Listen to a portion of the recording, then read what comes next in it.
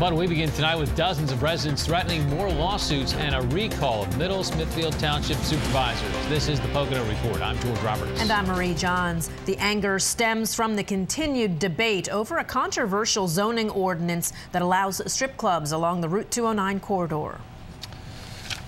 That's right. Today, things boiled over when supervisors approved a revision of the ordinance that dramatically loosens adult use restrictions. News 13's Tiana McLeese is live now with more. Tiana.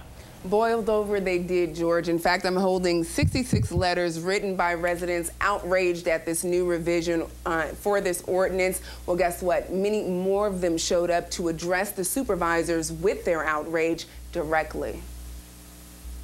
We're not going to let you destroy the town. Anger, frustration, and confusion over strip clubs and zoning rages on in Middle Smithfield. The Spano sexual cesspool.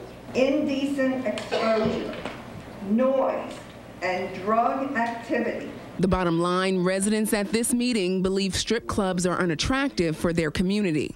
We're speaking out. Okay, but you're not hearing us. No, let's get back to that. It's protected by the United States Constitution, all right? You can't just not want it. I think everybody in the room understands it is allowed by the courts. The question is, how do we allow it but discourage it? How do we make it less desirable to come to Middle Smithfield? Their anger is mostly directed to Werry's pub owner, Supervisor Bob Spano. Spano wants to sell his pub on Route 209 to a strip club developer. We've been trying to address that for the last couple of years.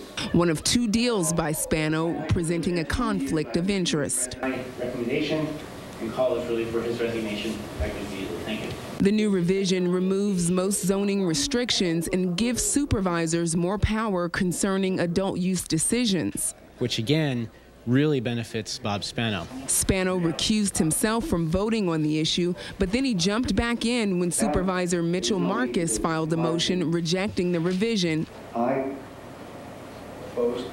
that did not gain Schaller's support. The vote is Mitchell, no. Solicitor Jennifer Wise says by law, Spano can break a tie vote even after a recusal, so he and Schaller voted to adopt the revision. Residents were upset that Spano seconded the motion to be brought forth for a vote, and they believe that by law, he's not allowed to do that once he recuses himself. Adult use is in our zoning because it's a protected use.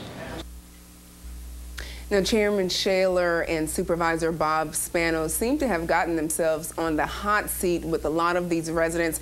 I just received this email from one of the residents spearheading the movement to keep adult use entertainment off of Route 209. She says they collected over 3,000 signatures on a petition against bringing strip clubs to the area, and she says to put those 3,000 signatures into perspective, Supervisor Spano received 640 votes in the 2007 election. Schaller got 722 votes in his 2005 election. She says you only need about 500 signatures to have a recall. Reporting live in Monroe County, Tiana McLeese, News 13. All right, Tiana, thank you. Well,